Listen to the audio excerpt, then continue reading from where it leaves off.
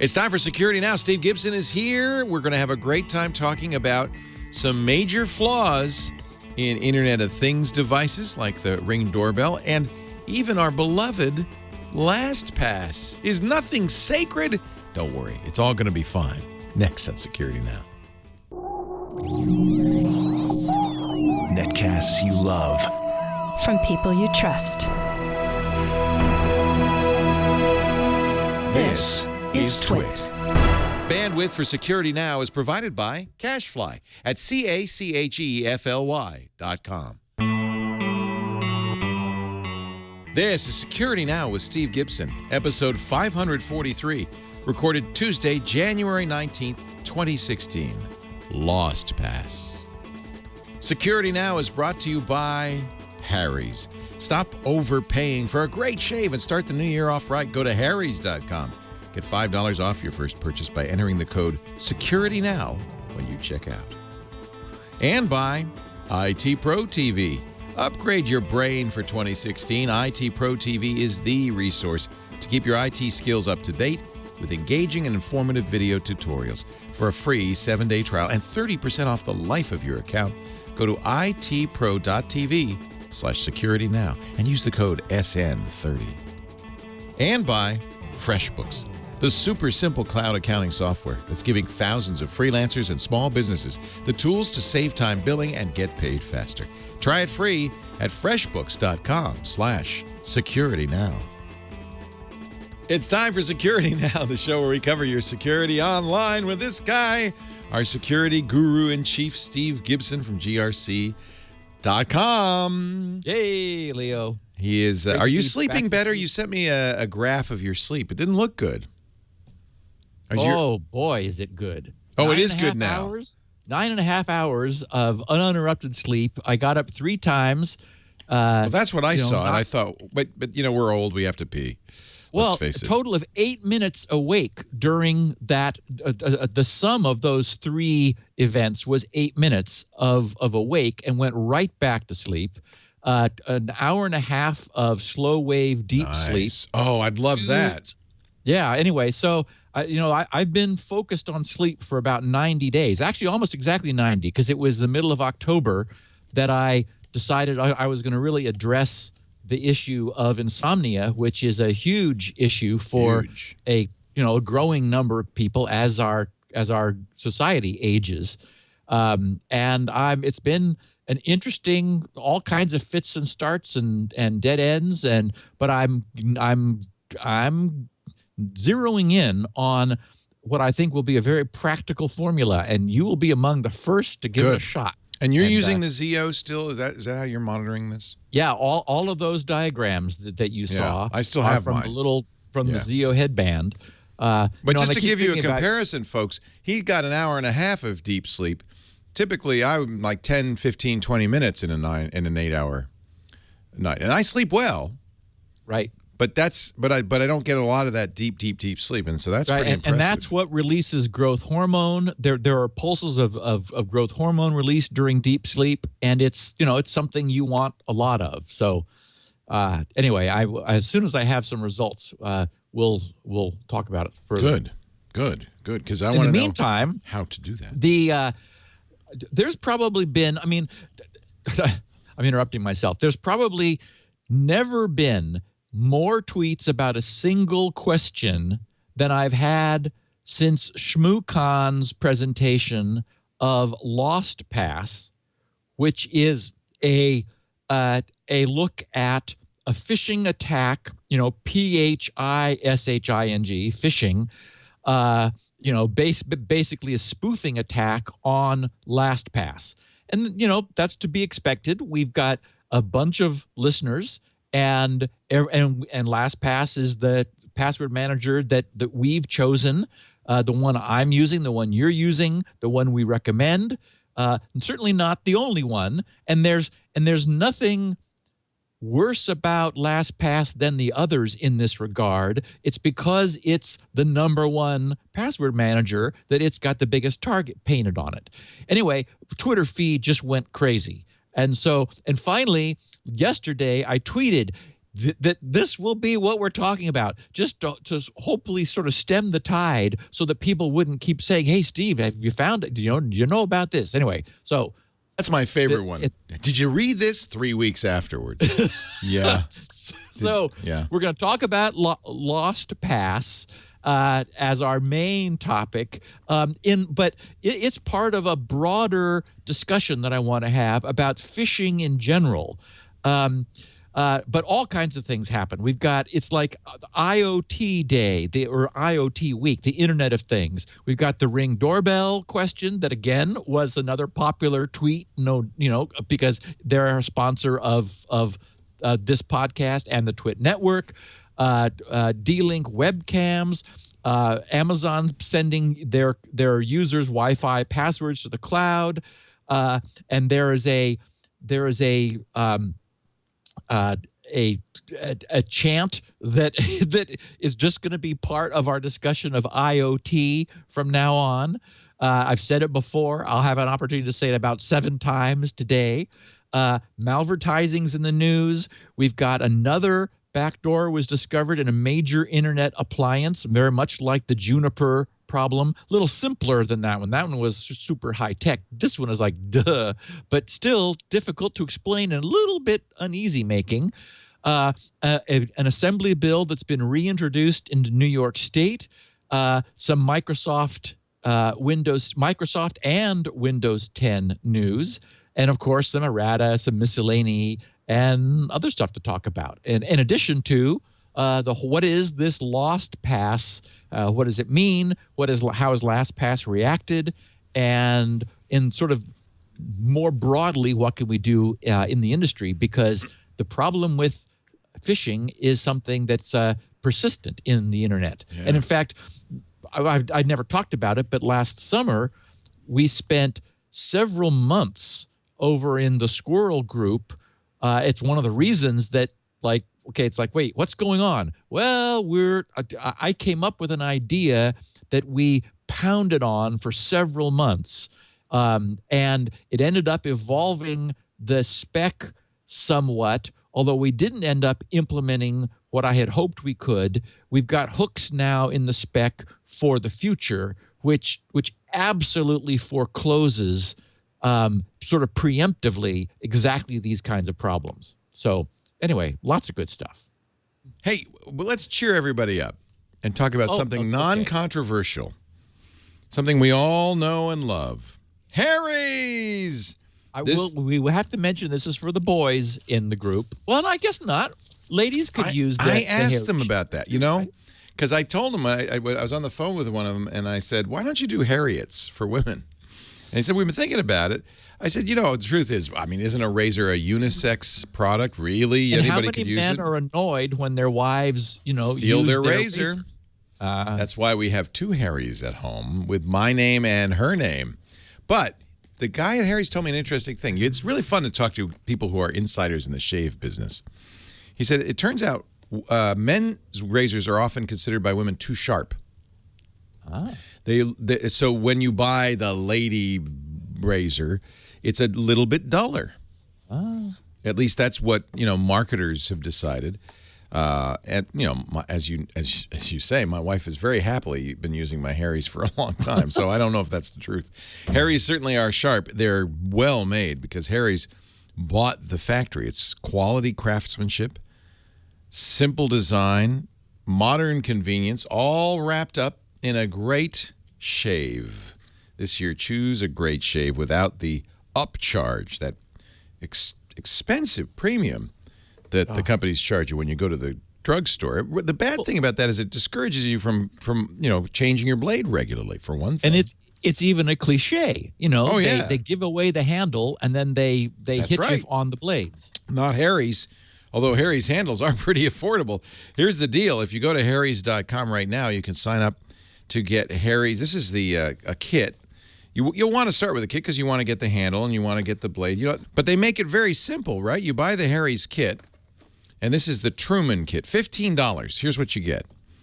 They're basically giving away the handle because you get a beautiful. And this is the Truman is what Steve uses. I use the Winston, but you get the handle. You get 3 blades. So right there, you're way ahead already. and a full size, not a trial size, can of Harry's foaming shave gel or a tube of the shave cream. You get your choice. And, of course, the travel cover, too. And that's all for $15, but I'm going to save you even more. I'm going to tell you how you can get it for $10 in just a second. This is the Harry's daily face wash, which I now use and love. This is after my skin specialist said, you shouldn't use soap. I said, okay, what should I use? And she explained that this cooling peppermint and eucalyptus really does a nice job. Harry's also you actually have a skin specialist, Leo? I didn't want to say, but I do. Okay, dermatologist, right? That's a skin one. Specialist. I get facials. Well, you're I'm in a the TV business. star. I'm a TV star. Yeah. You got to get manicures. You got to get Absolutely. facials. There's no excuse for pedicures, but And you're not that's another bald story. anymore. We're all glad for that. I got hair. So- I got a haircut or Yeah. two. No, my facials. I go once. You know why I started going in during Tech TV? Because I'd wear so much makeup and your pores. You don't want to know this. It's rough on you. It's rough on the face. Anyway, Rachel says, stop using soap. You're ruining your skin. This is esthetician approved. Anyway, this is the place to go. HARRYS, Harrys.com. And if you use the offer code security now, $5 off. A great shave at a fraction of the price. They bought the factory. Get the kit. They also have the Winston and the new Winter Winston, which is beautiful. It's a copper handle, and I just love it. Anyway, you get to choose, but $5 off whichever your choice is. And then sign up for the regular blade delivery, $2 or less per blade. Then it'll make you just a happy man. Change them once a week, you'll get the best shave you ever got. Ever, ever, ever. From Harry's, harrys.com, offer code security now. That makes sense to do blades on a subscription. Because Amazon's always trying to do that with the supplements I take, but if they're not timed perfectly, you're either out of them for a while or you're not done with the one you've got and another blades, one arrives. you know exactly how often you need new blades. Exactly, Yeah. but with a razor blade, it's when the new one comes, you Right. chuck the old one. Right. Yep. Nice. You saw that the Amazon Dash now is a platform. That's the button, by the way. Here's a little security tip. The Dash button, it's $5 and it's a button and it's assigned to a product. So you just push the button and more product comes. And I got one for toilet paper. I thought, what better? But I put it in the pantry, kind of at eye level for a 13-year-old. We Hard have not to push that button. a lot of toilet paper. They won't order until the order comes. But, with Amazon Prime, that means every other day we get another case of toilet paper.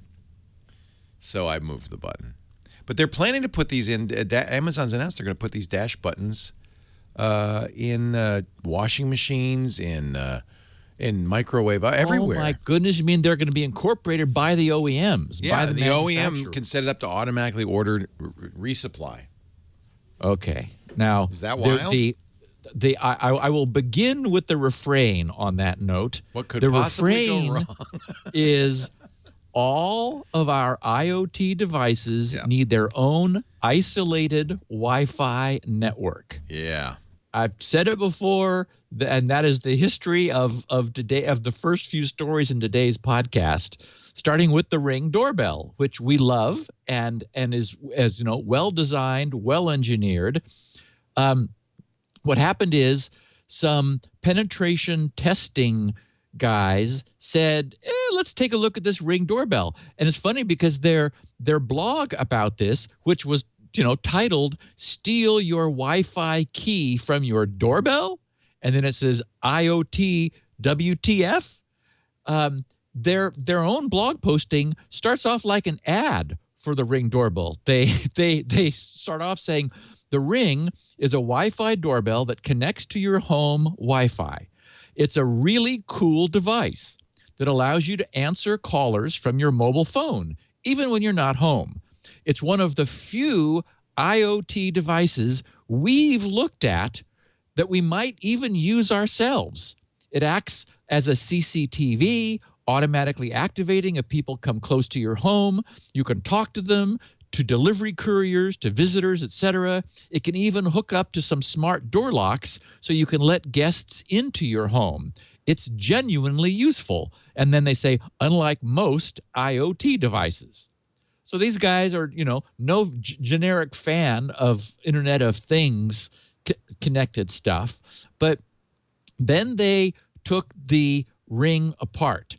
And what they discovered was that, and I don't know if, I don't understand what the sequence of events is. This may be a delayed posting, because Ring's technology, as we'll get to in a second, already nailed this. I mean, Ring is an example of, in my opinion, doing this as right as it can be done.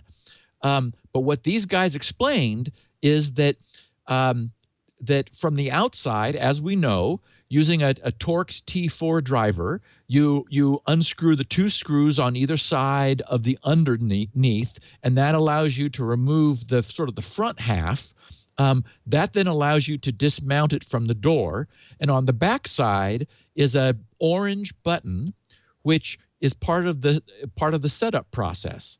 And what they discovered was that when you press the setup button, it puts it essentially brings up an access point over Wi-Fi, which is easily discoverable.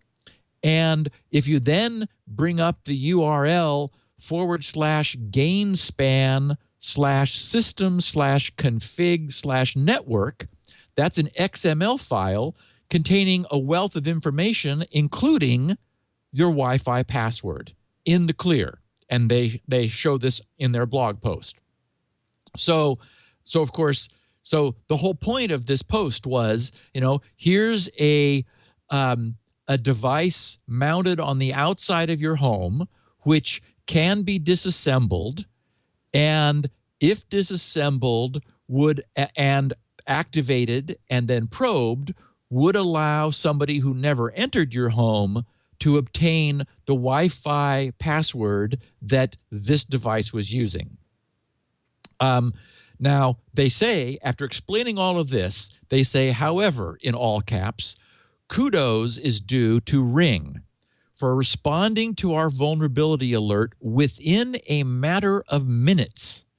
A firmware update was released earlier this week that fixes this issue just 2 weeks after we disclosed it to them privately. And they said, good job, Ring. So it was fixed before they disclosed it publicly? Is that correct? Correct. Yeah, so these guys acted responsibly. They did they contacted the vendor, Ring, and they said, hey, with just a Torx T4 and a laptop, we were able to obtain the Wi-Fi password, which you've got in which they have to have somewhere in their device. Of course, I'll have video of you doing this, by the way, but that's okay. Approaching the door. Approaching the door, yeah. Yeah. Should have a nice clear shot of you trying to get into the thing. So, yes. So what they appreciated was that, unlike, how many stories have we shared where vulnerabilities of even a much more dire nature were communicated to the manufacturer and nothing was ever heard? I mean, just like Dead Zone. Yeah, we tried to contact them every week for the last 4 months, and we're going to go public with this because we never heard back anything. Instead, Ring responded in 2 minutes and said, yikes, thanks for that. We'll get on it, and we will let you know as soon as we have an update. And that update was available 2 weeks later. Now, by the way, more than available, because and this I did not know about the Ring. They can push out an update, so they pushed it out. Well, exactly. I was just going to say, so here's Ring's response to this. The title of Ring's response was 100% of active Ring video doorbells keep your Wi-Fi password secure. And this was addressed to the Ring community, saying, you may have seen a report that Ring customers' Wi-Fi passwords are currently vulnerable. This is false. We became aware of a potential security issue regarding Wi-Fi passwords last year. And this is why I'm a little confused about the timing. But I guess technically here we are only, a little over 2 weeks in. Yeah, So yeah. I guess very late last year to have all this timing make sense. But they said last year, and promptly developed a solution to ensure Wi-Fi passwords are secure with all Ring video doorbells. This fix was automatically pushed to all active Ring devices via a firmware update within 24 hours of us releasing the update. No user action was required.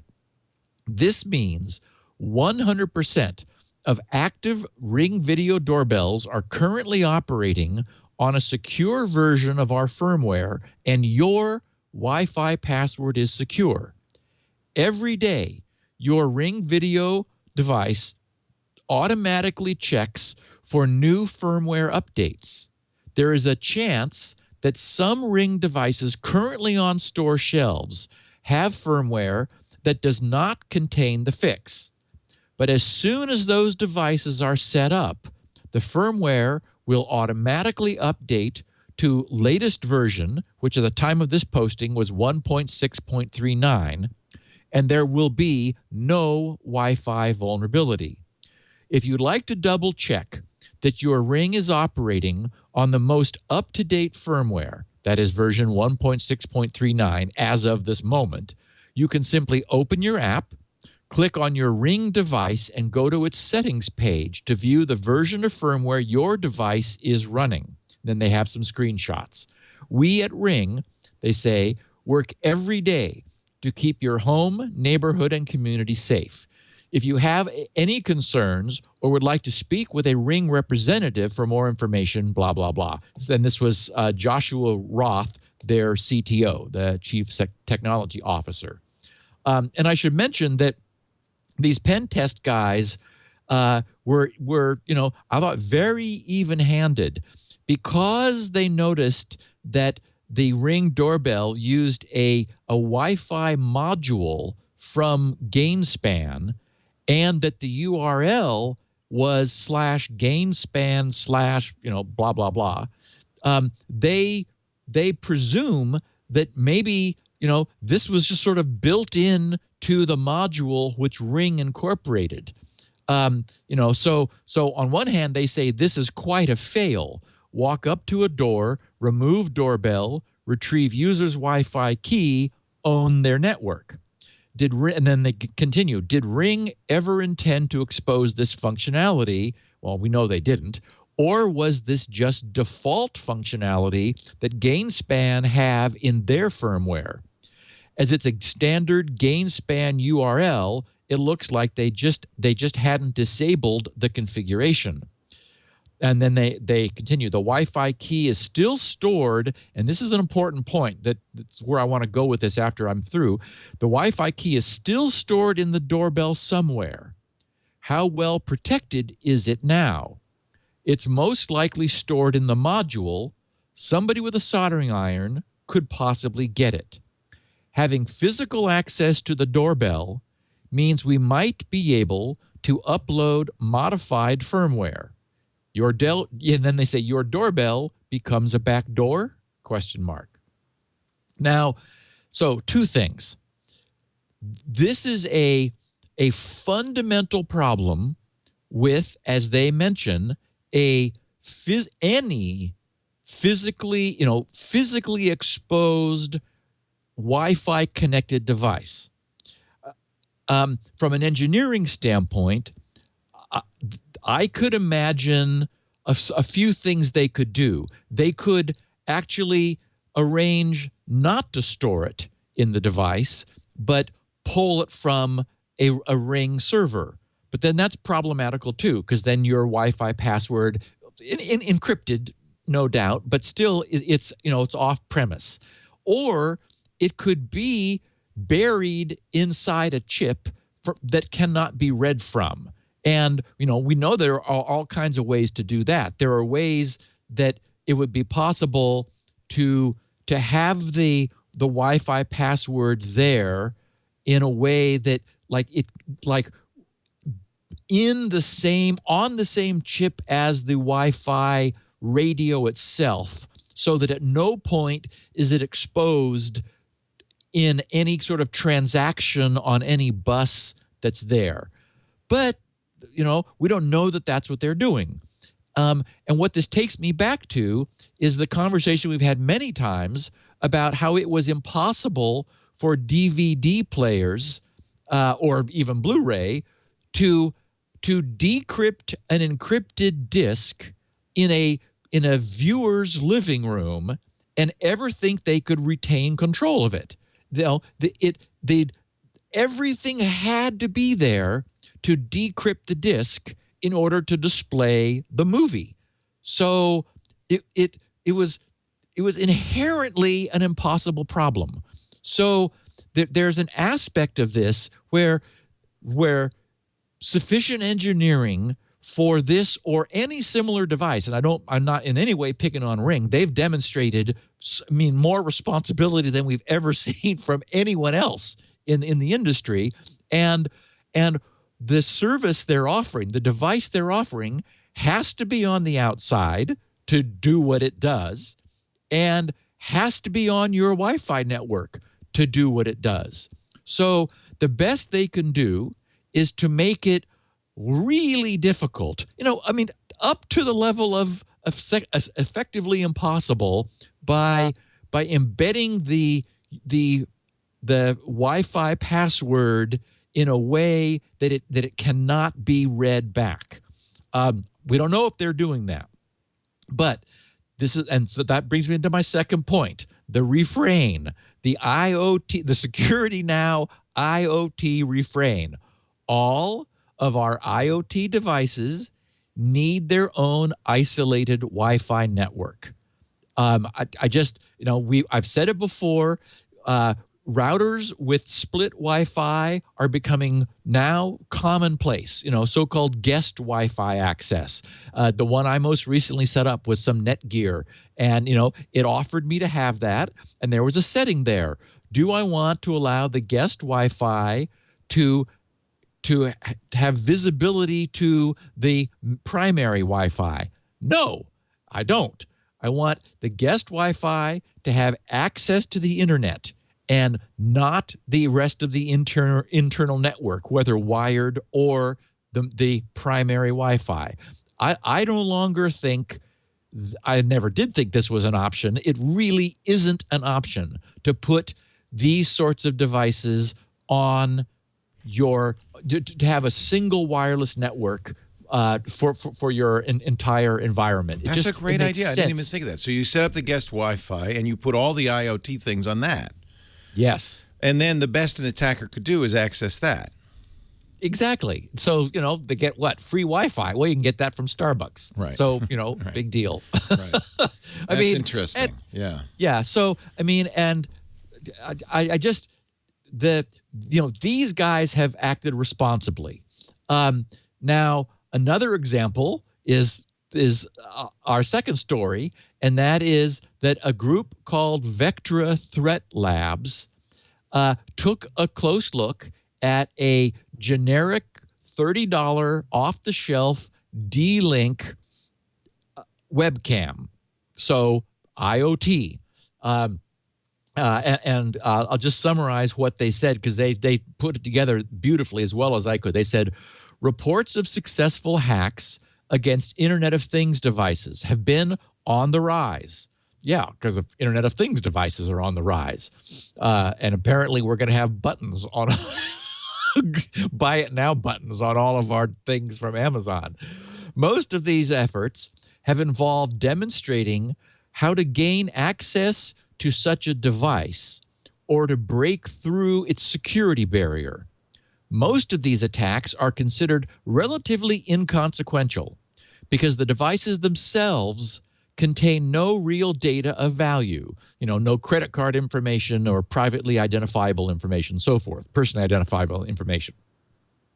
They continue, the devices in question generally don't provide much value to a botnet owner as they tend to have lots of bandwidth, but very little in terms of CPU and RAM. However, these devices get more interesting to sophisticated attackers when they can be used to establish a persistent point of access in a network. Putting a callback backdoor into a webcam, for example, gives a hacker full-time access to the network without having to rely on infecting a laptop workstation or a server, all of which are usually under high scrutiny and may often be patched. On a tiny device, there's no antivirus and no endpoint protection. In fact, no one thinks of the device as having software on it at all. This makes these devices potentially inviting for persistent attackers who rely on stealthy channels of command and control to manage their attacks. The downside for the attacker is that this class of devices doesn't usually have any persistent storage that is really usable. So, for example, the malware that users are typically downloading on their PCs, it's megabytes, but they've got terabytes of hard drive, so that's not a problem. These things are typically really lean. So these guys continue. Instead, they use NVRAM, non-volatile RAM, to store configuration and the flash ROM to store the running code. So the attacker's hope for real persistence rests on being able to control what will be in the flash ROM. In this blog, we will explore how difficult it is to create a new flash image that could contain all the tools we need to have a real persistent backdoor to the network on which the device is installed. Once we've such a flash image, putting it in place would involve, quote, updating, unquote, an already deployed device, or installing the backdoor onto the device somewhere in the delivery chain. Remember, this is one of the things that Snowden talked about years ago. In other words, before it is received and installed by the end customer. For this experiment to be meaningful, it's imperative that the device continue to perform its normal function. Otherwise, it would immediately raise suspicion or cause the customer to replace the device with a working version. Now, I've skipped most of their blog posting, but Kaspersky picked up on this and summarized it in a few lines, saying, the report explains the attack against a $30 D-Link Wi-Fi webcam, starting with the researchers being able to dump the contents of the device's flash memory chip for analysis. This particular device's firmware included a U-boot and Linux kernel and image. They were also able to dump the contents of the Linux image and access its file system. And, this all sounds very much like what we know people are doing with routers all the time. So here's, something of sort of similar power that just looks like an appliance with much less sophistication than a router, but it's running Linux, where they found, writes Kaspersky, an executable file used to verify and update the firmware. By analyzing the process by which the firmware is updated, they were able to remotely add a connect back SOX proxy to the Linux system.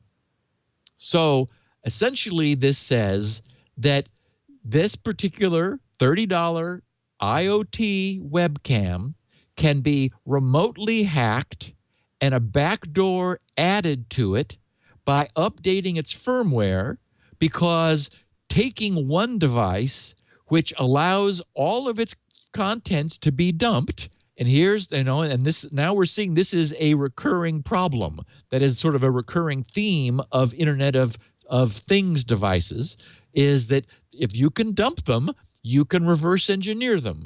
And so they figured out how the update system is protected and broke its protection in order to install whatever they want.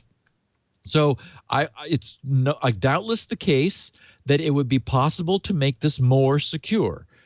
to actively thwart this kind of attack. We see, for example, that our iOS devices, they've got all kinds of strong protection against malicious updates. This webcam doesn't. It's a little $30 gizmo that you plug into your network. And so the refrain is, we don't want this on our primary Wi-Fi network. Give it its own network. We're still in the early days of Internet of Things, and they're just not secure yet. I think we know that there's some work being done by various standards committees on establishing some security operability standards for Internet of Things devices. That's good, but it'll take a few years for that to happen. And then we know how non-rapidly the industry tends to adopt new standards. Just, look at any of them, IPv6, SHA 256, and what a problem that's been, and so forth. So I just, the standard operating procedure is going to have to be either get a split network Wi-Fi router or a second Wi-Fi hotspot, set it up with its own network, and use that for your Internet of Things stuff. And hot on the heels of this, somebody tweeted me somebody else's tweet, so a retweet showing a screenshot from and I won't say the name of the app, which is Amazon's Echo name, where they explain about how they save the user's Wi-Fi passwords to Amazon's servers. And in the FAQ, they say, and it is optional, but they're painting it as a benefit, which many users may feel it is. They ask themselves the question in the FAQ, what's the benefit of saving my Wi-Fi passwords to Amazon? The answer, once you save your Wi-Fi passwords to Amazon, we can configure your compatible devices, your compatible Amazon devices, so that you won't need to re-enter your Wi-Fi passwords on each device. So, and the way the Amazon supply chain works, when I buy an Amazon Fire TV box, it already is associated with my Amazon account. So presumably, it's able maybe to have my Wi-Fi password in it because Amazon has it, because I had previously shared used some other Amazon device, and they were syncing through the cloud. So again, this is classic trade-off of convenience versus security, and it is optional. So it's good that it is, but it's something that users should be aware of. And again, better to have it on its own network. Who knows what will be revealed about any of these, the security of any of these devices over time. I mean, we've spent years following the security of a mature family of operating systems, struggling where security has been a huge focus and a big deal and often a selling point. And so compare that to the infancy of all these gizmos that are in a big hurry to get into the market and get themselves installed and establish a foothold. They're just at the beginning of a decade that we've just gone through on desktop computing systems. So the good news is a lot has been learned by the industry that doesn't have to get relearned, much the way Google was able to learn a lot of lessons from the browsers that preceded it when they did Chrome, so they had a lot less pain to go through in the beginning. But still, as we know, security is not easy. So I just, the number one recommendation has got to be these gizmos, all of these IoT things need their own Wi-Fi network. So we've talked about the whole advertising, ad blocking, malvertising, and so forth. In the last week, the Forbes website had an interesting event occur. The Forbes readers are now being asked to turn off ad blockers when they visit the Forbes site. And unfortunately, last week, when people did that, it immediately put a pop under behind their browser, which all of our listeners would be immediately suspicious of. It was the "Your Java version is out of date. Click here in order to update." And on Engadget, a columnist who uses the pen name, I assume is a pen name. No, that's her real name. Violet Blue is? Yeah. Okay, cool. Anyway, she said the real reason, and I have to understand, she's way off. She's way in the anti-advertising side. She said, in fact, her column was titled, "You Say Advertising, I Say Block That Malware." Mm-hmm. She writes, the real reason online advertising is doomed and ad blockers thrive is its malware epidemic is unacknowledged and out of control. Mm-hmm. Now, I think that's overstating the problem dramatically. I wouldn't say that it's a malware epidemic we have, but it's a concern. And so we all are aware that we're unfortunately safer if we block ads, because it is now an active delivery conduit for malware. She writes, the Forbes 30 under 30 list came out this week, and it featured a prominent security researcher on the list. Other researchers were pleased to see that one of their own was getting positive attention and visited the site in droves. Okay. Oh, boy. Maybe that's a little much. Not sure there are droves of security researchers to view the list. On arrival, like a growing number of websites, Forbes asked readers to turn off ad blockers in order to view the article, she writes. In doing so, visitors were immediately served with pop-under malware, primed to infect their computers and likely steal their passwords, personal data, and banking information. And in fact, it was the Trojan we've talked about often that does those things. She says, or, as is popular worldwide with these malware exploit kits, lock up their hard drives in exchange for Bitcoin ransom. And I have a link to a tweet of the person who saw this. If you want to, Leo, you can click on the link and you'll see something that is very familiar to us. I said, in this instance, it was a spoof of the familiar "Your Java is out of date and must be updated" message, which our listeners would know not to pay attention to. And again, if we did fall back on the adage of or the advice, never install anything you didn't go looking for, this certainly qualifies as, something you did not go looking for. And speaking of phishing, they're even kind of duplicating a true Java update warning. Yes. Yeah. Although the site that the warning comes from is fugupdates143.com. Yeah. So I don't know if any of our listeners would click on that.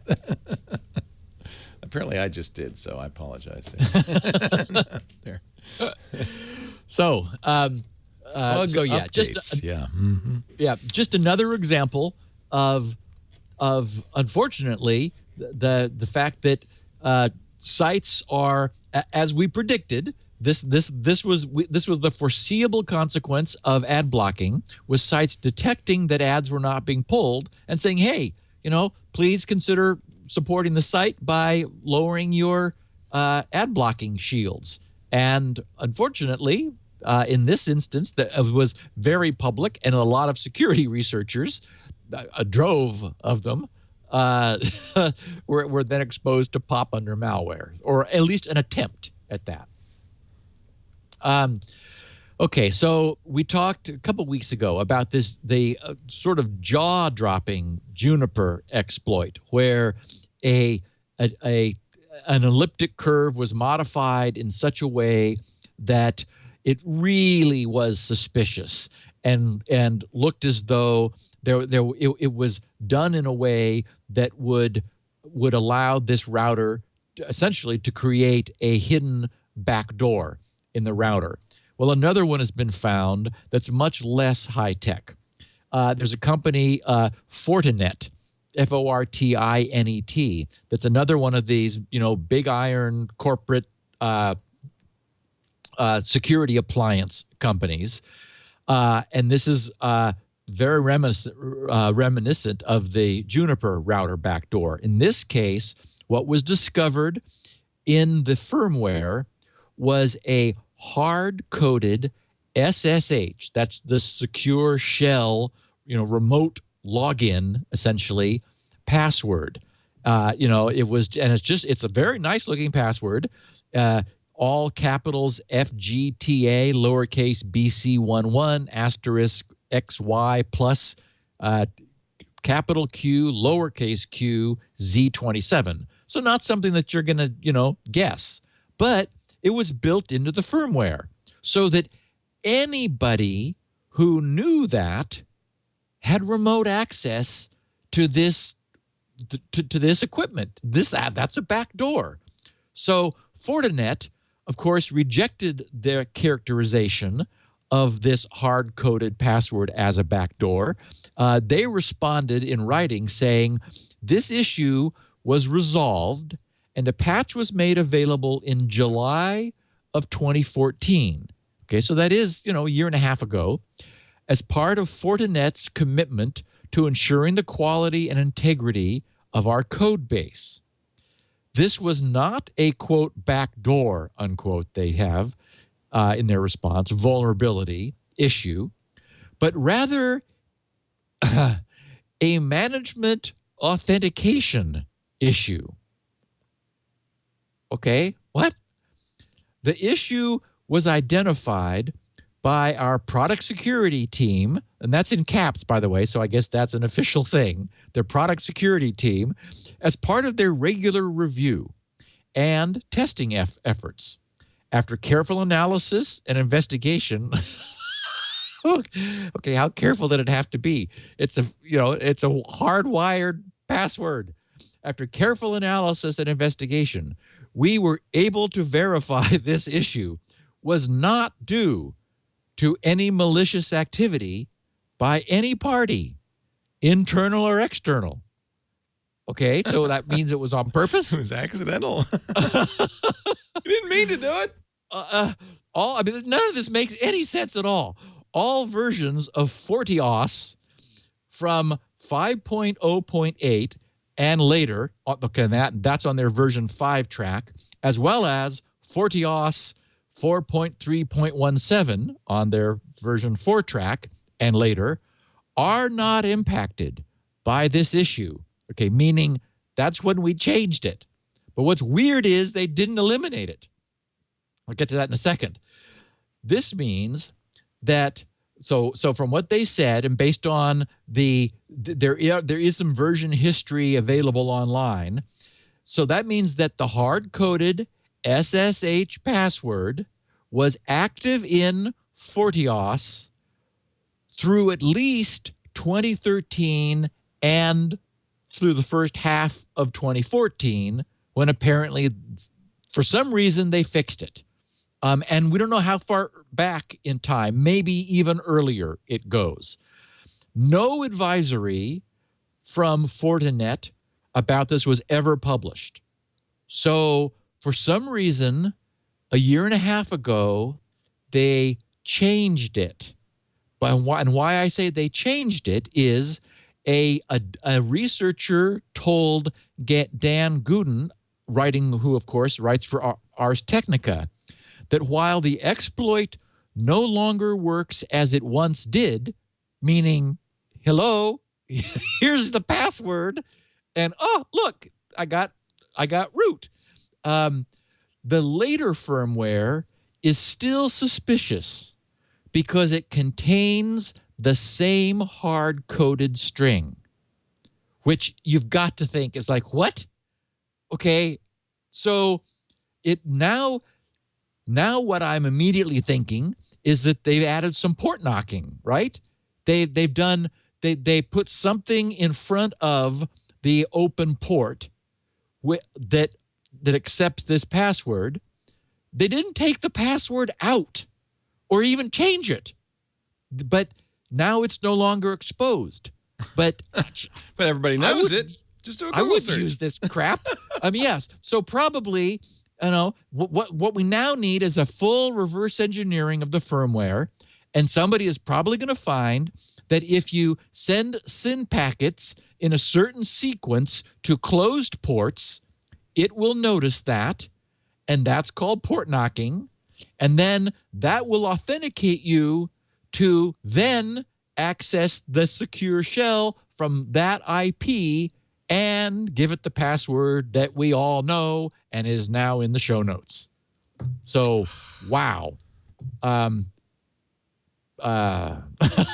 Just speechless. Yeah. And this is starting to feel a little creepy that for reasons we don't understand, that no one explains, that are just sort of like, oh, well, I mean, these guys are saying more even than Juniper. Juniper was saying, we don't know how this got into our source. This was never meant to be here. The moment we discovered it, which unfortunately wasn't quickly, but we fixed it.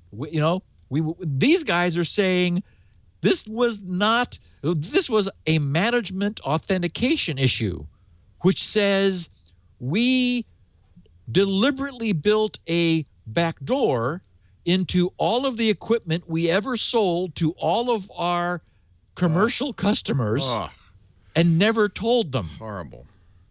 Yeah. I mean, unbelievable. These guys need to be out of business. Yeah. This is just so wrong. That's a big name, too. I think there are a lot of people who use their products. Yes. And they've apparently simply obscured it. How else could you explain? Fix it. Yeah. Yeah. How else could you explain that the string is still in the firmware? And, it's like, so it doesn't work the way it did, right? Because now it's harder to get to the door. But apparently they still want remote access, and they didn't remove it from themselves. Believe me, this is now. So my point is that here's two major players, both with serious remotely accessible, persistent backdoors into their hardware.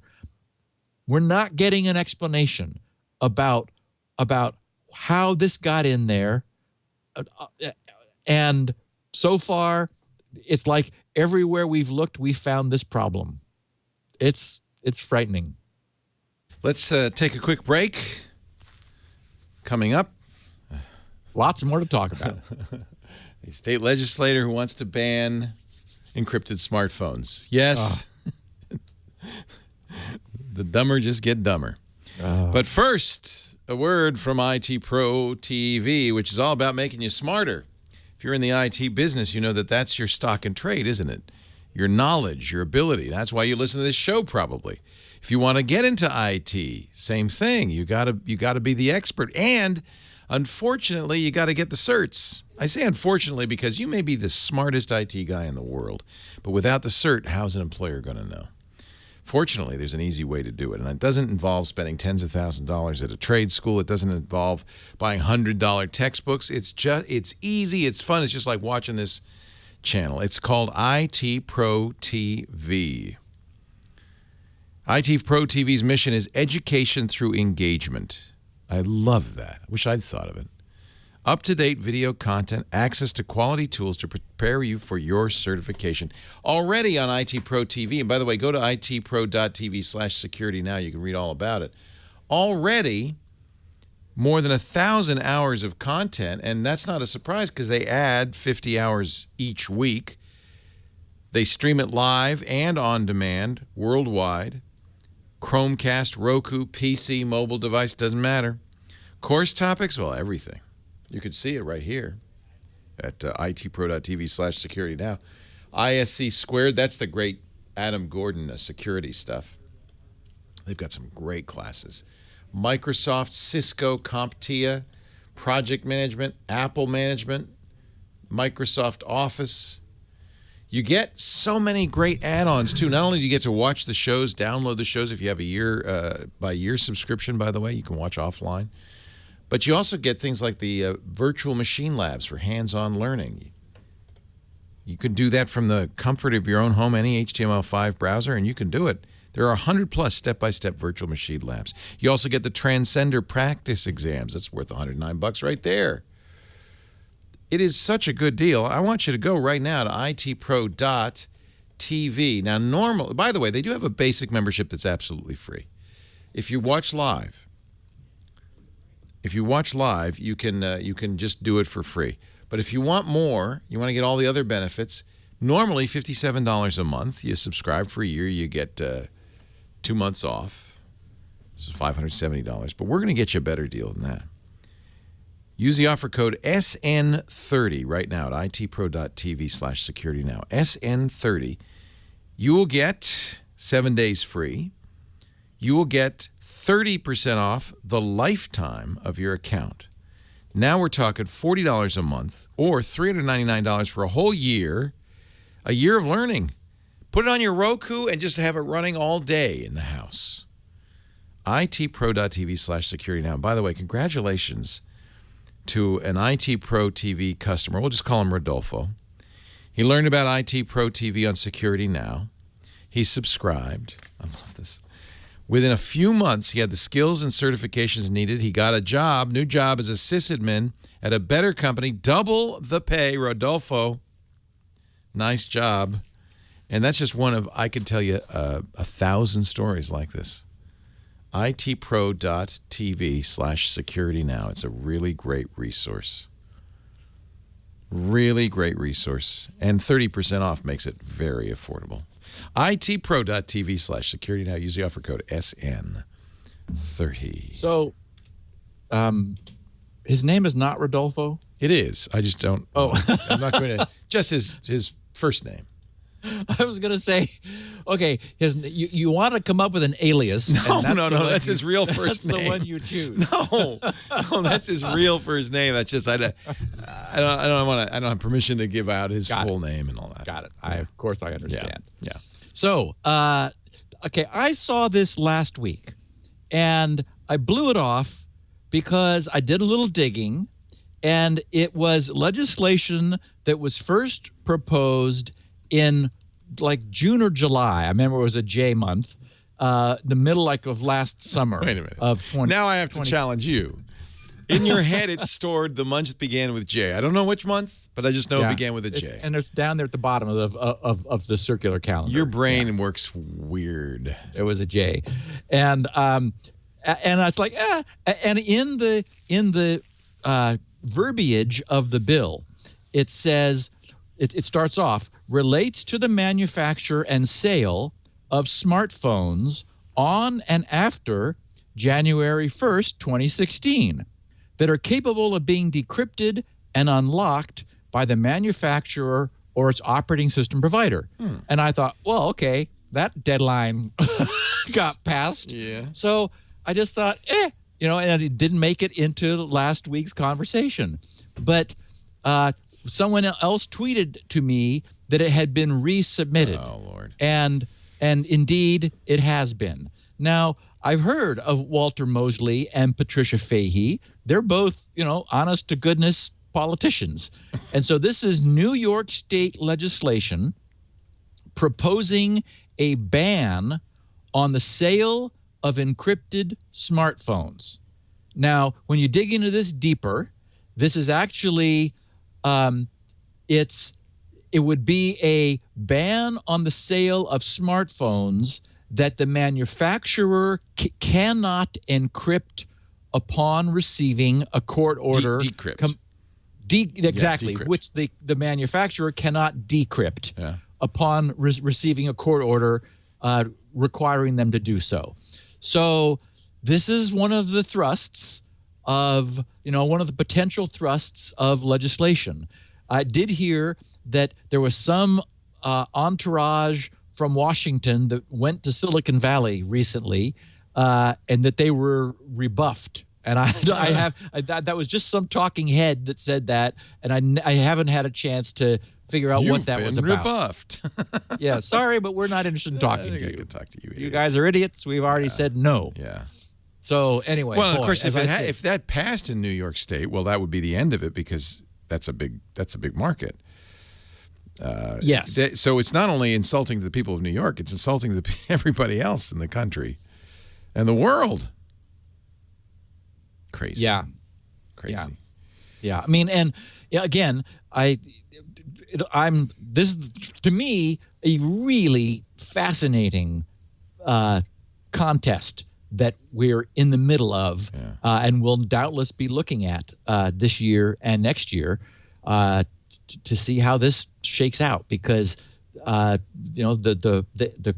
we've talked about it before, the whole problem of what right do people have in the U.S. under our Constitution, where we have this whole issue of protection from unlawful search and seizure, yet a legal right for a search warrant to then breach that under certain terms and conditions. Is that the way it's going to fall out? And wow, it's going to be really interesting to see. Meanwhile, in sort of a related story, I thought this was interesting. Up in Canada, in Toronto, a woman's husband, a woman's elderly husband, died, taking with him in his head the Apple user ID for the iPad that they shared. He had a Mac that he used exclusively, but they shared an iPad. And she had a card game on it that she liked. And she knew what the unlock code was for the iPad, so she was able to unlock it, get past the lock screen, and play cards until something happened that required her to use her Apple ID. Maybe it needed to be updated or renewed or who knows what. And she couldn't make any headway with Apple, so she asked her daughter to see what the daughter could do, who, as the daughter said from her story, after many phone calls and 2 months of what her daughter describes as her runaround, daughter was named Donna, provided Apple with the serial numbers for all the items, her father's will that left everything to his wife, Peggy, and a notarized death certificate, then was told it wasn't enough. Donna said, "I finally got someone who said, 'You need a court order.' And she says, 'I was just completely flummoxed.' 'What do you mean, a court order?' She said, 'I said that was ridiculous because we've been able to transfer the title of the house, we've been able to transfer the car, all these other things, just using a notarized death certificate and the will.' To which a Toronto-based estate attorney noted that there are not currently any clear law about this, and that Apple is asking for a court order as a means of protecting themselves against any repercussions from disclosing this information. So, this of course follows on our discussion last week of, the LastPass security of assigning people, the whatever they call it now, the emergency access. Yeah, exactly. So again, what we're seeing is more and more of the internet is going into our devices. We're becoming, and that's requiring more security, yet security requires that people know passwords. And, and here's an instance where it wasn't known, and my first thought was, well, just, reset, your pad and create a new account. And of course, the answer, it was covered in the article, is like, well, then she'd have to rebuy all of the things that, she and her husband had purchased over time. So it's like, okay, well, no good solution. What would you do with Squirrel?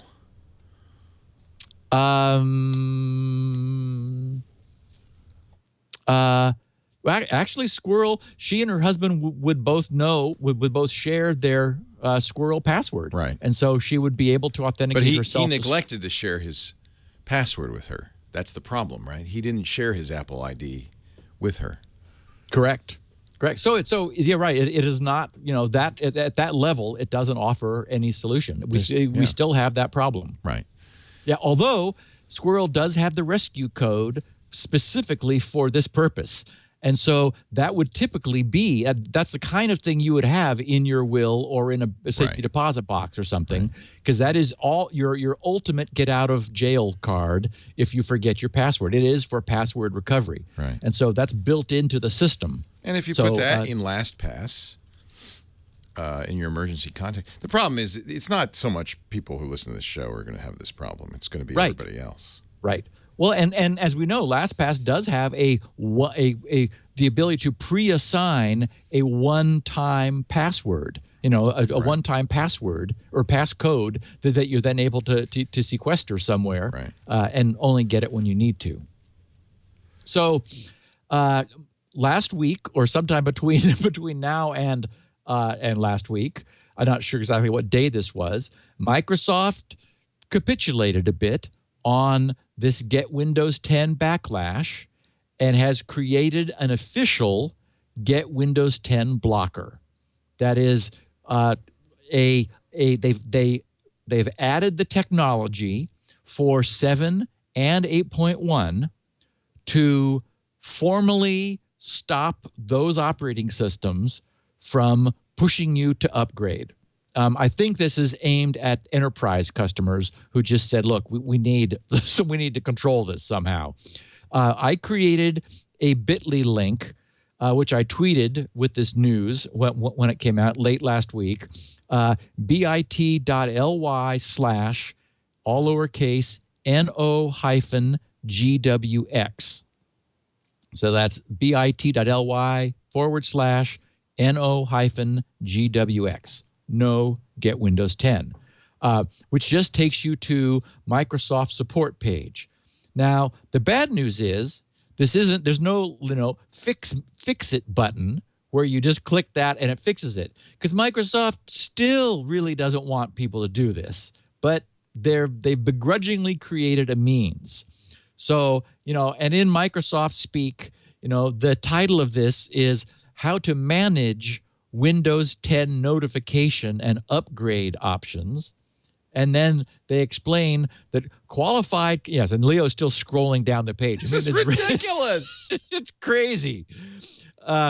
Qualified computers and devices that are deployed in your organization and that are running Windows 7 Pro or Windows 8.1 Pro are eligible for, and apparently not home, are eligible for the free Windows 10 upgrade offer and will be able to upgrade through Windows Update. And then it says this offer is not available to customers who are using enterprise or embedded editions of Windows 7 and 8.1. Okay, so the enterprise editions never were doing this. This is just for pro users. So I'll let people go to the link if they're interested. I've already played with it. It works. I played with it on a brand new Windows 7 install that did present the little white, offset window panes icon. You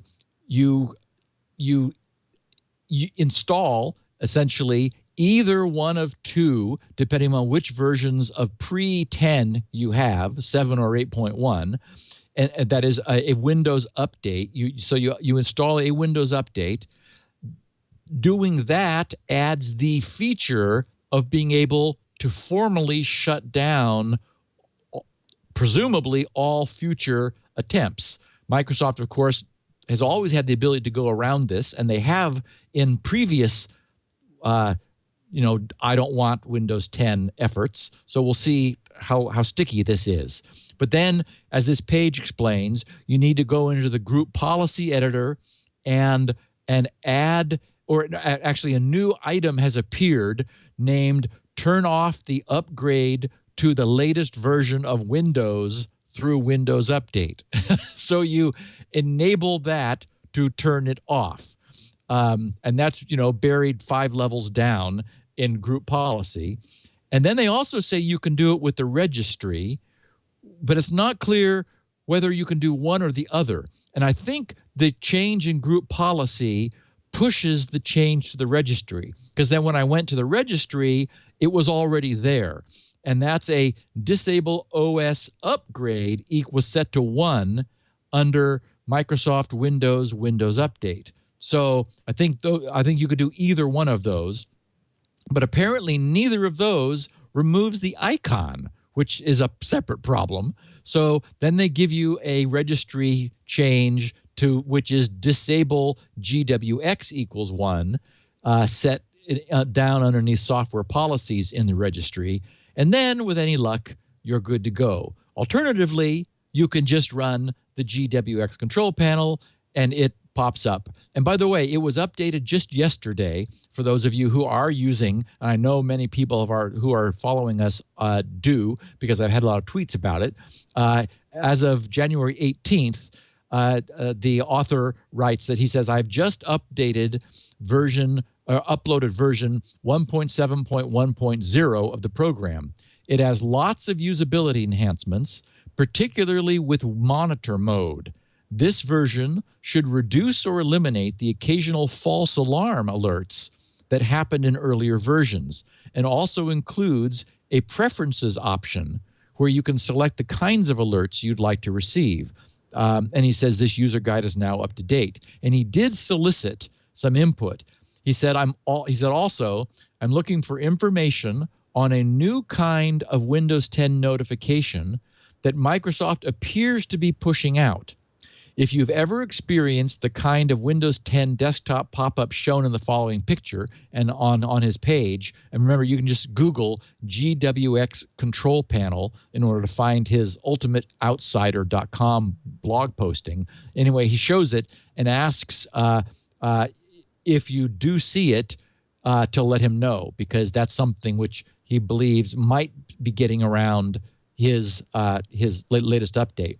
And I have to say that I did install that, and it was a little noisy. It was like complaining after I'd already disabled things. And I thought, and I'm not one to install things I don't need to. So for me, when I go to 7, I will be using this official Microsoft solution.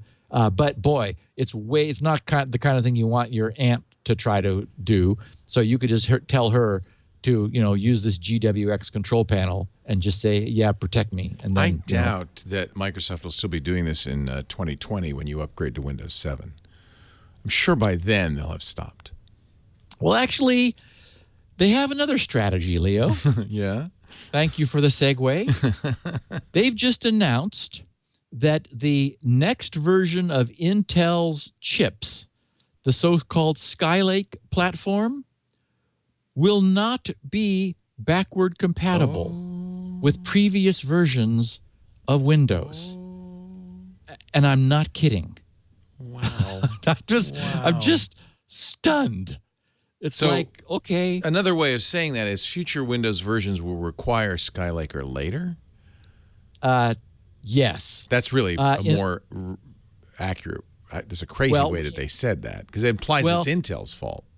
Well, what's different is that Intel has always cared about being scrupulously backward compatible. Yeah, no, it's not Intel's fault. Right. Right? Right. It's Microsoft. So The Verge covered this, and they said Microsoft says new processors will only work with Windows 10. Windows 7 and 8.1 won't be updated for future processors, starting with Intel's Skylake platform. Soon, writes The Verge, when you buy a new PC, it won't support Windows 7 or 8. How are they? What? I know. So it isn't what I said. It's not that Microsoft is requiring something in Skylake or later. Somehow they're breaking compatibility. Yes. Microsoft has announced a change to its support policy that lays out, this is The Verge, that lays out its plans for future updates to its older operating systems, and the new rules mean that future PC owners with next-generation Intel, AMD, and Qualcomm processors will need to use Windows 10. That's bizarre. I know. It's not usual for old PCs to fall short of the minimum requirements of a brand new operating system. But this is the opposite. In this case, the opposite is happening, writes The Verge. Microsoft and its partners will not be putting in the significant work necessary to make new hardware work with older versions of Windows. The old operating systems, at best, will merely lack the latest updates. At worst, they may not function properly. See, it seems like you'd have to backwards patch the old versions to make them not work. I don't understand. Or do some, or literally, unless it's Intel doing something, backward compatibility. I mean, is Intel doing it? I mean, this sounds like Intel's doing it. It's all three manufacturers.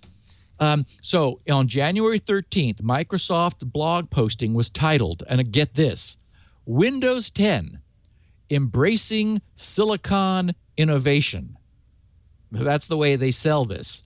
And Microsoft writes, going forward, as new Silicon generations are introduced, they will require the latest Windows platform at that time for support. The only way they could do this is if for years they've been putting into Windows, older Windows versions, a CPU check. And if it doesn't check, like if it's, well, are you a Core 2? Okay. If you're, wait a minute, what is this Skylake? Never heard of that. Don't run. You're right. They must have done that. You're right. And they're because Intel's still x86. This is not, they're not abandoning x86. The second line of their posting says Windows. Oh, wait a minute. It doesn't have to be all along.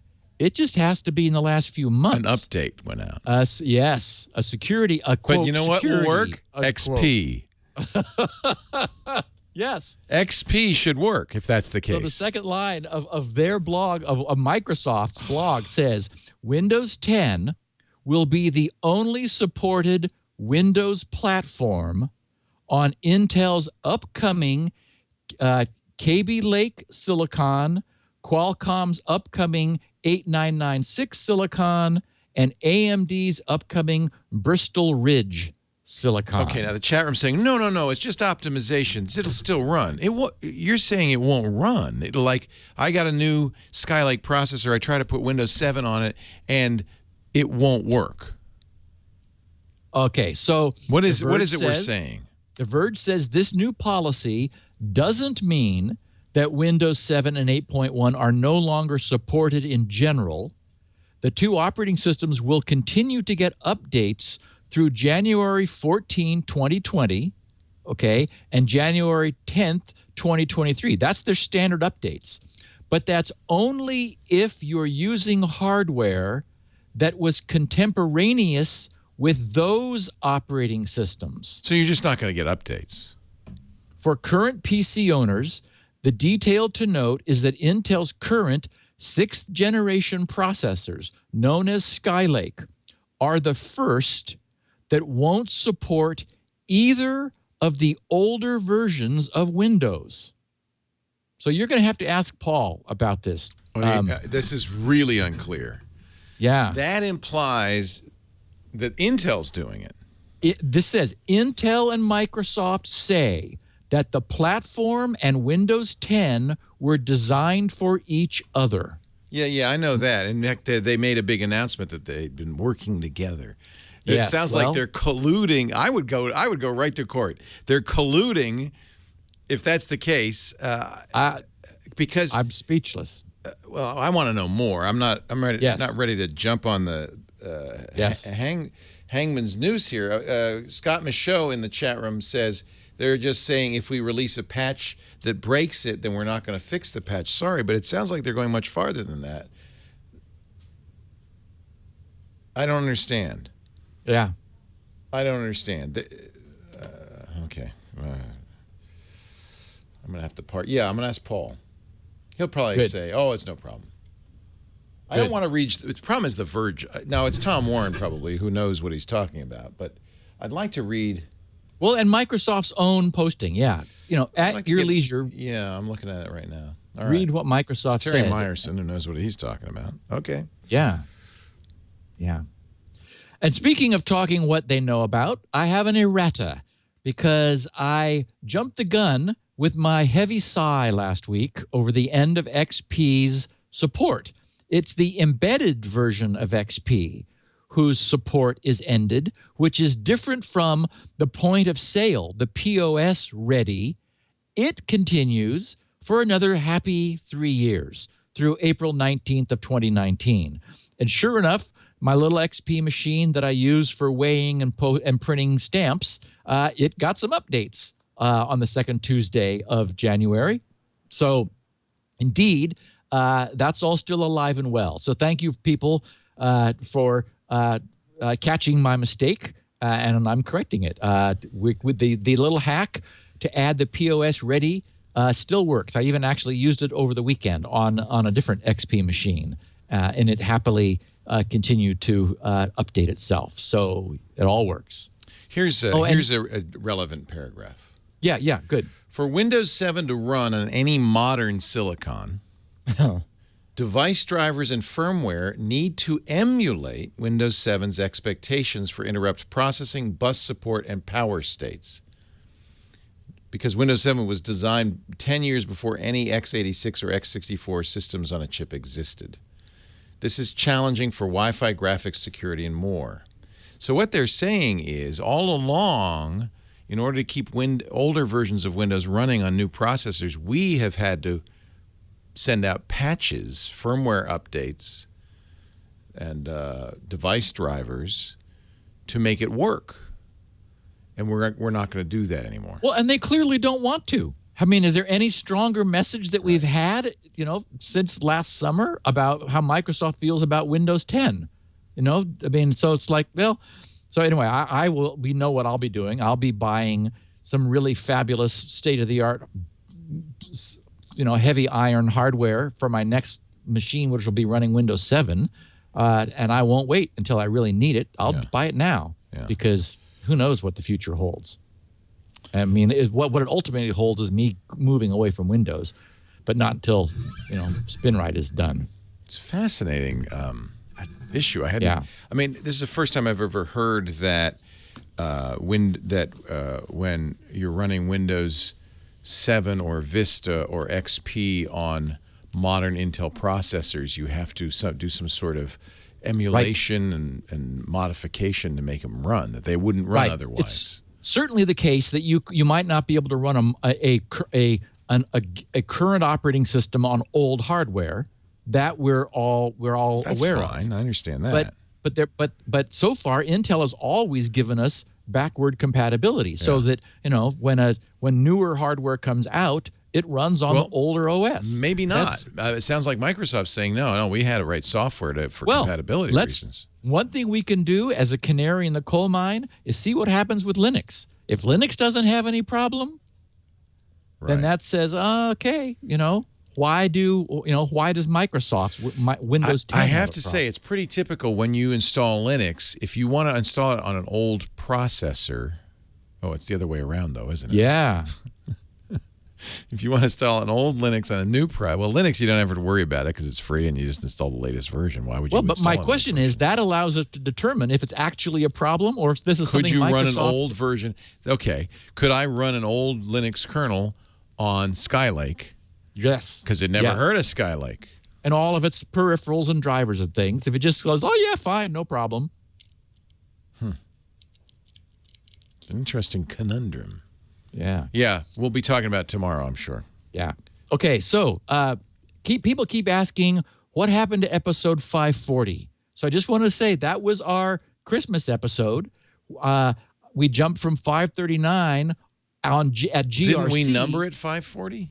Yeah, but the problem is on my page. I guess I need to put it in a page. Put it out. Yeah, I think we put it out. Yeah, I didn't. Right. I didn't submit anything, and so people see on my page it goes from 539 to 541, and so it's like I guess what I'll have to do. I'll do that when I post today's podcast on the net. I'll just add something and say, look, go to Twit if you want this. It's a rerun of the vitamin D episode. Oh, and Leo, we were talking last week about the cool, interesting, braggy in-ear Bluetooth headphones. Yeah. And I got a kick out of this. They were, of course, making a big splash at CES, and I, as a backer, I received a note from them that I thought our listeners would get a kick out of, as would you. Dear backer, all units that were in transit and about to be delivered were held back by UPS, our freight forwarder. In an inspection of the goods, they discovered that the LED of Dash is blinking in the packaging. They thought that Bluetooth was therefore active while the Dash was blinking and stopped all shipments. All goods are going on aircraft, and no Bluetooth is allowed to be active during flight, especially when you have thousands of devices all blinking away on a pallet. UPS was correct in holding back goods. We were able to convince them that the Dash is in its power save mode. I hope the LED wasn't blinking often, and not in active Bluetooth mode just because it is blinking. UPS has accepted to ship the goods after documentation on power modes from Braggy. We had to get an employee to Hong Kong to clear up the situation, and will resume shipping tomorrow. The units that were supposed to be shipped already are being shipped to EU Hub tomorrow and on Monday, blah, blah, blah.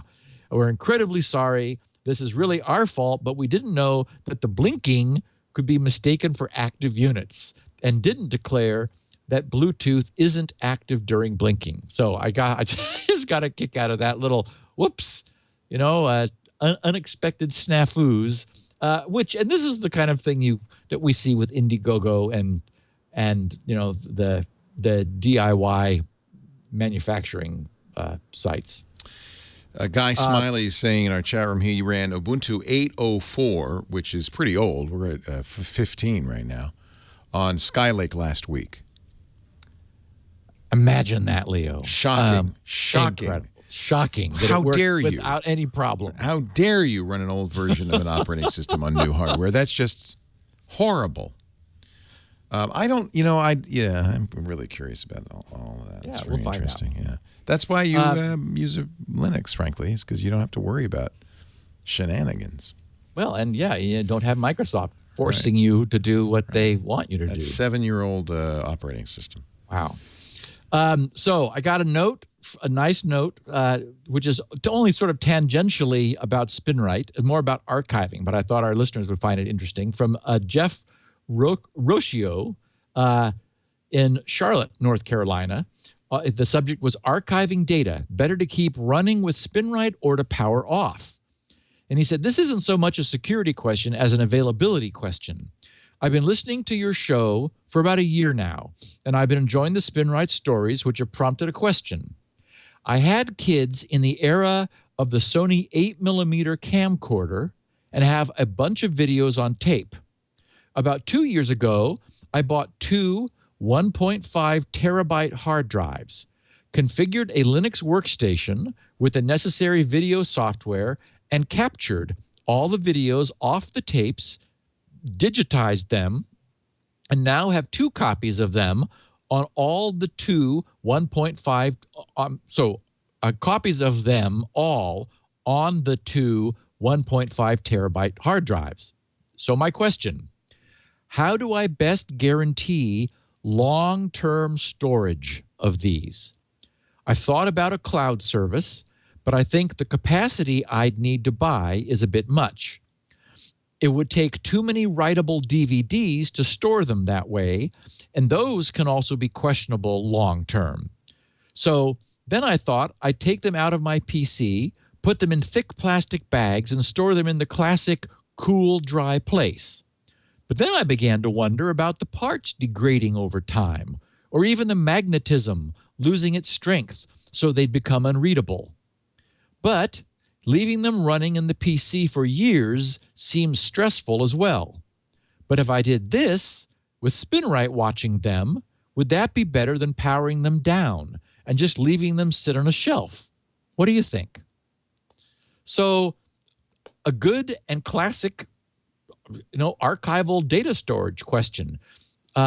Remember that the problem we've talked about before, for example, with DVDs, is that those need to have a drive to read them.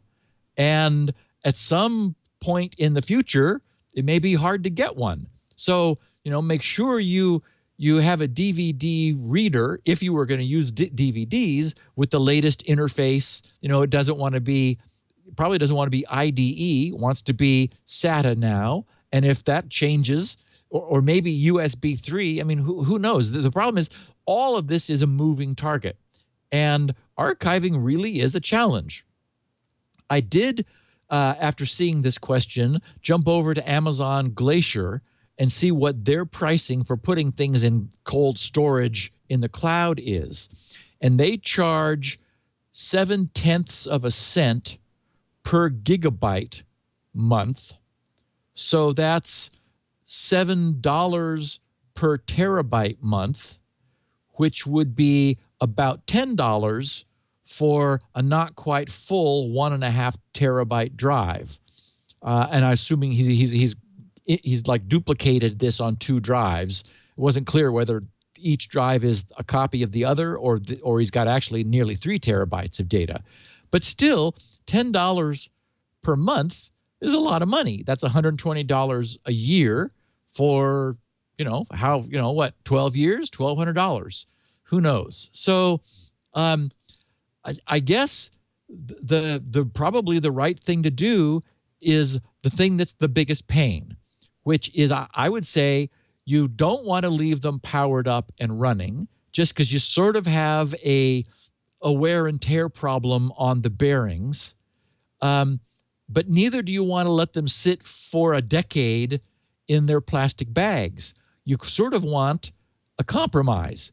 You want to dust them off or take them out of their bag, annually, and put them in a machine, and then give them a SpinRite.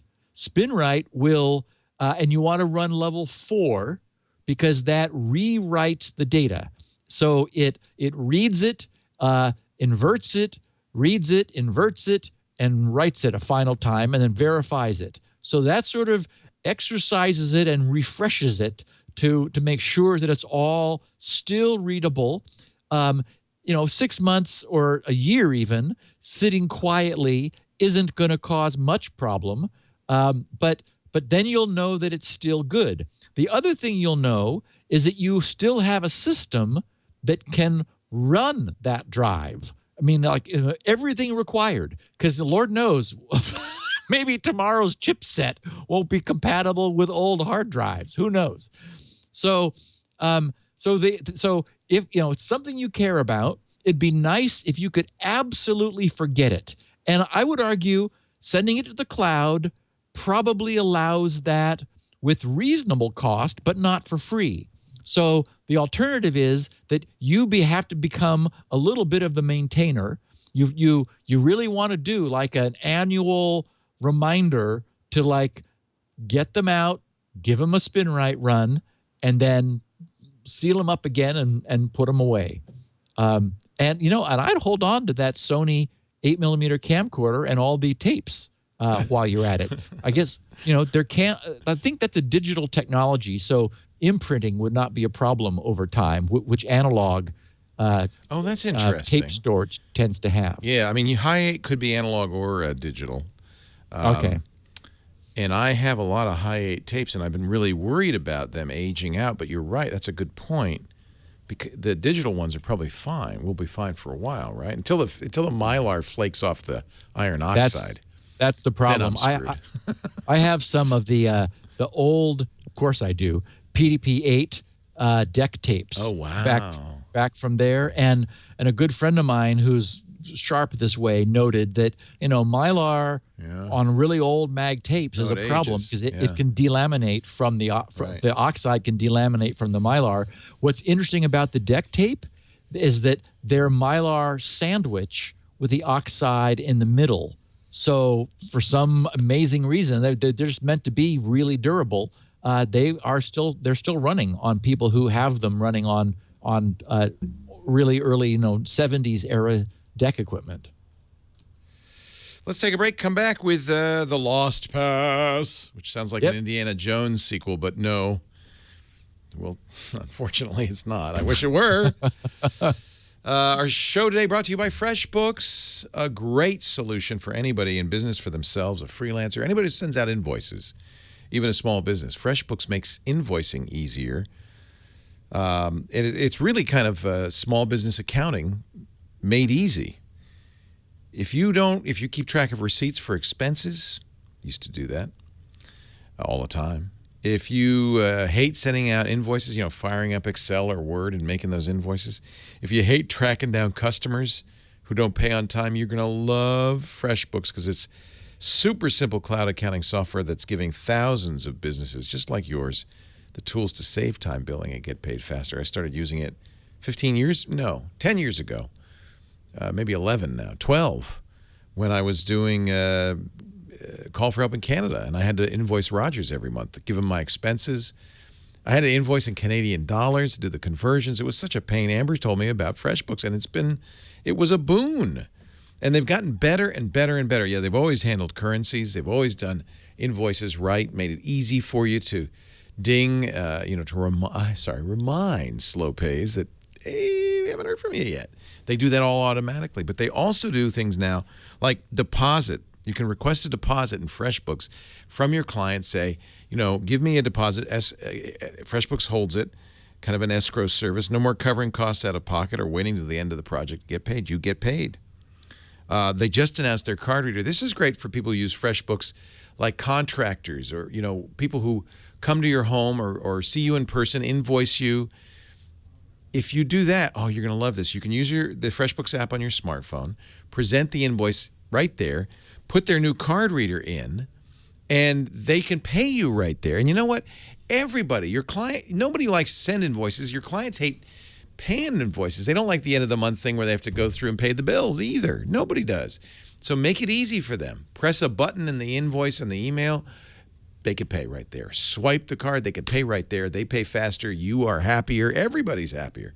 This new card reader is EMV compatible. That means you can not only swipe the stripe, you can dip the chip, baby. So it takes either kind of card.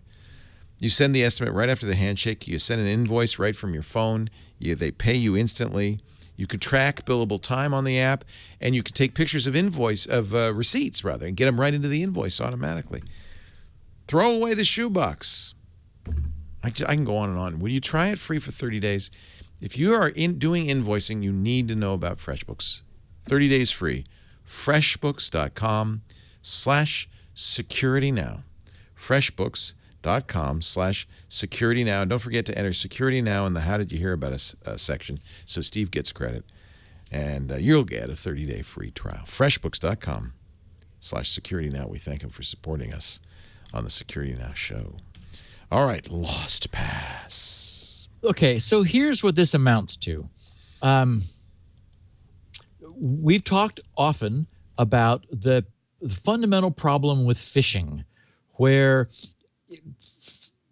typically email, very convincing looking email, gets sent to someone, and oftentimes it's specific to them. In like a focused attack, it's a administrative assistant at RSA, and the email is like focused on their business. It seems the targeted attacks do everything they can to look as convincing as possible, and we're just human. We go, it's like maybe it's something you're expecting, or it's like the email that you've been receiving. Of course, then the other hook for this kind of attack is where someone you know gets infected and you receive email from someone you know. In that case, it's you're trusting the sender implicitly, even though they didn't send it to you. Malware sent it. So now what we have is the first highly publicized phishing attack against LastPass. And this was a security researcher, Sean Cassidy, who's the chief technology officer of Presidio, presented this attack at the recent ShmooCon in Washington. And he called his presentation LostPass. What he did was essentially clone the UI of LastPass, which is entirely clonable because it exists as web page elements. That is, it's a dialogue that's displayed by the browser using HTML and style sheets. And so you can capture that. And another site can display the same looking dialogue. And, these are the dialogues that LastPass uses for soliciting your username and password, and even your second factor authentication. So the whole exploit was you go to a site which is either malicious itself or a good site that has a server weakness that allowed some page injection. The idea being that the "you are currently not logged in" bar, which LastPass owners are familiar with, it's a red bar that shows in the page, at the top of the page. It comes up and says, hey, you're not logged in, log into LastPass. This, of course, in this case, is fraudulent. It's a spoofed it's a spoofed presentation, not from LastPass, but from the attacker, injected into the page. One of the other things that's possible, because LastPass, the plugin, needs to communicate with LastPass, the HTML, that is these dialogues that are running, there's a plugin API. So that allows the bad guy who's managed to inject some code into the page of a site you trust, or has tricked you into going to a site that you don't know not to trust. That code on the page can actively log you out of LastPass, so that you are now actually logged out. Then the bad guy presents you with essentially overrides LastPass's presentation of the login prompts, and you provide your credentials to the bad guy through this browser-based UI, and it's the problem is, because it's browser-based, it looks the same as LastPass's authentic one. That means that the bad guy is able to acquire your username and password, and when the bad guy submits that to LastPass, the LastPass server API says, oh, you need now to provide your second factor authentication. So then the bad guy says, oh, this guy has second factor authentication, pops up the two-factor authentication, prompts you for that, intercepts that, returns that to LastPass, which is valid to second factor authentication. And this, of course, is a man-in-the-middle attack. This is a phishing man-in-the-middle attack. And as we've talked about before, nice as second factor authentication is, it is not protection from a dynamic man-in-the-middle that can intercept what you put in on the fly and then forward it on the bad guy's behalf to the authenticator. So that's what this is. Sean contacted the LastPass guys, probably Joe, although he refers to a GM as I guess the general manager, and maybe that's Joe. I don't know whom he spoke to. He doesn't use any names, and says that he contacted them. In Sean's presentation FAQ on his page, he says he's asked, why did you develop this attack? And he says, I think that the security industry's view of phishing is naive at best, negligent at worst. Phishing is the most dominant attack vector and is used by everyone from run-of-the-mill crypto locker types to APTs, the persistent threats. The standard refrain is that we need better user training. That's simply not good enough, he writes. The real solution is designing software to be phishing resistant. Just like we have anti-exploitation techniques, we need anti-phishing techniques built into more software. Security software evaluations should also include how easy it is to phish the software. And that's a really good point. That's not something which is typically done in a security evaluation. And then his FAQ asks, did you tell LastPass? And he says, yes. I informed them in November, and they acknowledged the bug in December. This has been a long and confusing issue. He writes, at first LastPass understood this bug to be mainly a result of the logout cross-site request forgery, CSRF, the cross-site request forgery, and that's the that's the part where part of this is his ability to actually force a logout, so that you are logged out of your LastPass client, and then he's able to operate as a man in the middle for the re-login process. And he says then they suggested it wouldn't work because of the email confirmation step. And what LastPass was doing was, if you were not using two-factor authentication and you were logging in from an unknown IP, they would then do email confirmation. So they said that would be a mitigation. The problem is that if you are using two-factor authentication, LastPass felt that was strong enough, better even than the email loop, so they didn't perform an email confirmation from a different IP. That's interesting. So you're actually more vulnerable if you use two-factor. Yes. How interesting.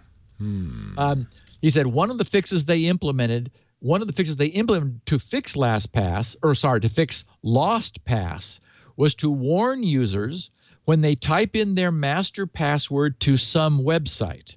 However, meaning to some website as opposed to their dialogue. So what he's saying is that they've modified the LastPass plugin to watch what you do on any website you visit, and to catch you putting your LastPass password into any website rather than into them. So that's a clever mitigation. He says, however, they display a warning message in the browser viewport like all of their messages. And the point being, they really don't have a choice. They're a browser-based plugin. On an attacker-controlled website, it's trivial, he writes, to detect when this notification is added. Then the attacker can do whatever.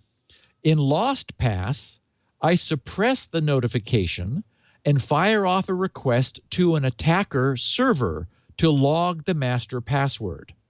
We, as an industry, do not respond to phishing attacks well. I do not blame LastPass, he writes, for this. They are like everyone else.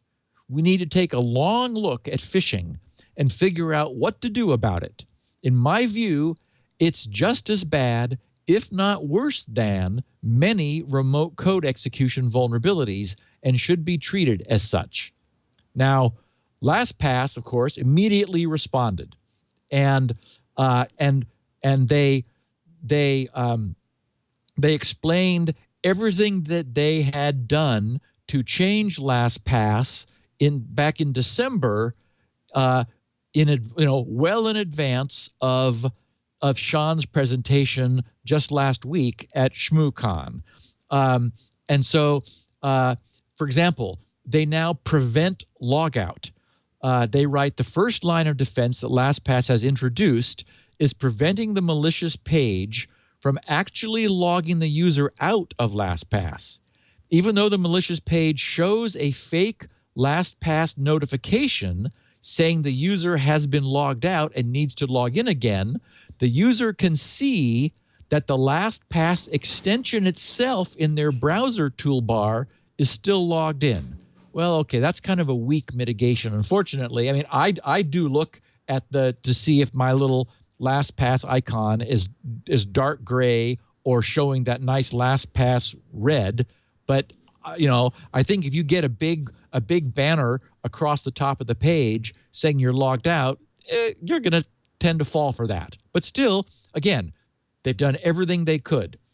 Then, what if the user misses that they're still logged into LastPass and clicks on the fake LastPass notification to log in again? So LastPass says, warning that the master password was entered on a non-LastPass page, which again has a nice mitigation. LastPass will detect if the user enters their master password on a non-LastPass page and pops a strong warning even before the user submits it to the page. The user will know immediately that their master password may have been compromised and can change it. And then they also made a change to requiring verification for logins from unknown locations or devices. LastPass, they write, has a verification process that is required whenever a user attempts to log in from an unknown location or device. Cassidy claims in his research that it is possible for the malicious page to suppress any message LastPass tries to show in the viewport, thereby potentially preventing the user from seeing the above master password warning. So if the user does not see the warning and still enters their master password and their two-factor data, the attacker could then attempt to remotely log into their LastPass account. However, upon attempting to log in, they would be unable to gain access to the account without also completing the email verification steps. This requires access to the user's email address or security email or their security email address if enabled in their LastPass login. So what LastPass did in response was that they removed that the convenience of the email or the inconvenience of the email loop in the event of two-factor authentication. That is no longer an exception. You will always be prompted for the email loop verification, even if you're using two-factor authentication. And they now also have added a warning in case your because they're checking now to see if you, by mistake, enter your LastPass password into a website that would probably be malicious rather than into their own UI. They also have to make sure that you're not reusing your LastPass master password on any other sites. So they now do that. They alert users when it detects that their master password is being used as a password on other websites because, of course, they want to warn you that you're using your LastPass password probably in a way you don't intend to log into some other site. But I could imagine users who wouldn't have understood the importance of keeping them separate. So anyway, the problem is that this is a plugin that inherently can alter web pages, but cannot do things outside of the so-called browser viewport. They did ask the Google guys 4 years ago for some API, some plugin API enhancement that would give a plugin special powers, like some other way of notifying other than an in-page note, sort of an inline in-page notification. And that's not something that, for whatever reason, the Chrome guys have moved on yet. But LastPass is still hoping for that. And I ought to also, just to put things in context, as I mentioned at the beginning of the show, this is, LastPass was the target of this because they're the big guy. I would argue that because they're getting tested like this, they're now even stronger than they were and much stronger than any other solution. So, for example, I'm not changing. I'm not going anywhere. I'm glad Sean did this and poked at this solution and came up with some clever ways of fooling the user. And then LastPass's response is, okay, thank you. We've added mitigations to those. Glad you brought it to our attention. And all of this was fixed long before this went public. So this is the way the system is supposed to work. I'm glad that LastPass is able to update this on the fly. I'll note that all of the problem here is because this is entirely in the browser. A standalone LastPass app doesn't have this, because then the bad guy's not able to cause the standalone app to do anything the way, to emulate the browser-based behavior. But that's the whole thing. That's the story of LostPass. In general, this is a problem. Phishing in general, the idea of bad guys being able to emulate anything, whether it's email or a website we trust, emulate it maliciously, inject content into something we trust, or even pretend to be a password manager, which we trust. This is, this emulation problem is, and I completely agree with Sean, a huge problem that doesn't have an obvious, easy solution. Yeah. But again, LastPass, those guys responded, I think cleverly, and addressed the things that Sean brought up, and essentially preemptively foreclosed on his attack, which, by the way, he has published on GitHub. So anyone who's interested can take experiment advantage of with it. Is it fair to call it a bug in LastPass? That doesn't seem really. It's not like a flaw. I wouldn't call it a bug. A failure to do something correctly. No, it's a vulnerability. I'll agree with you, but it's not a bug. Yeah, it is a vulnerability that was identified and responsibly disclosed and fixed before mitigated. Yes, before it went public. And it's because it's a Chrome extension. Is it the same issue on Firefox? Yeah. It is. In fact, in Sean's posting, he says the Firefox was a little less easy for some way that I didn't quite follow, because I didn't dig in. But he shows his dialogue versus the real one side by side, and he says, "Guess which one is real?" I mean, they're identical looking. You can't tell. Yeah.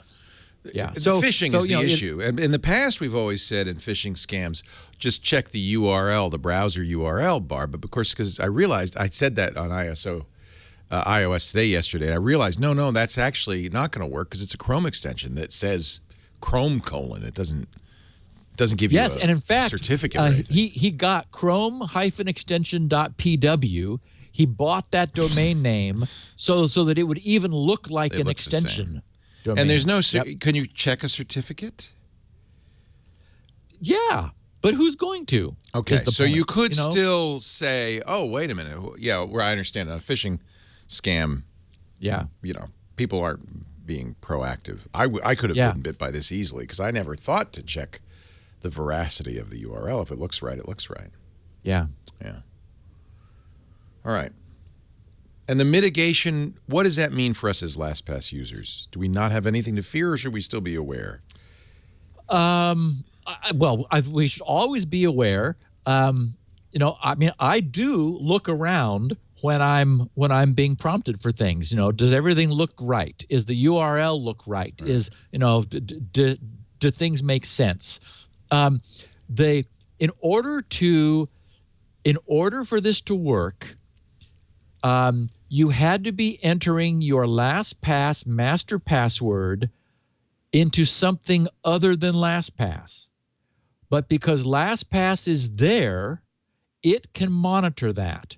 So it has completely shut this down. It has blocked this problem. I don't see any way around that. Now, he says, and they didn't really address this, that their notification can be blocked by his malicious page, and maybe that's still true. So maybe this is an arms race, and he's up the ante, but it's still possible for an updated attack to block LastPass trying to notify you that you are entering your master password into something that's not them. So this is just a weakness of the fact that it's browser hosted. But that's, of course, the great convenience of LastPass. What we need, and we don't have it, is for plugins to be elevated to a higher level, to the whole elegance of the plugin is that it's just it participates in the browser space, and if it needs to say something, then it just uses the same browser viewport, right, which is what LastPass has been doing. But we need to make them a higher class citizen than anything. We need to make the plugins presented content special so that no malicious page or server can emulate what our plugins are showing us. And we don't have that today, but it's something that browsers ought to immediately provide. Yeah. Okie dokie. I appreciate it, Steve, and I guess I'll keep using LastPass. Although somebody makes a good point. As soon as you put all of your passwords and your life into something you don't fully control, you're at risk. Yep. And I'm wondering if I should start looking at another, because everything is in there, including passports, driver's licenses, security, social security numbers. It is a rich target. Yeah. Well, the thing to do would be to find something multi-platform that is a standalone app. Right. And it's not going to give you the integration that we enjoy with LastPass. I could live with some inconvenience knowing the risk involved. Yep, cutting, copying, and pasting. But it needs to be multi-platform, so it's got to go on Android and iOS and Mac and Windows.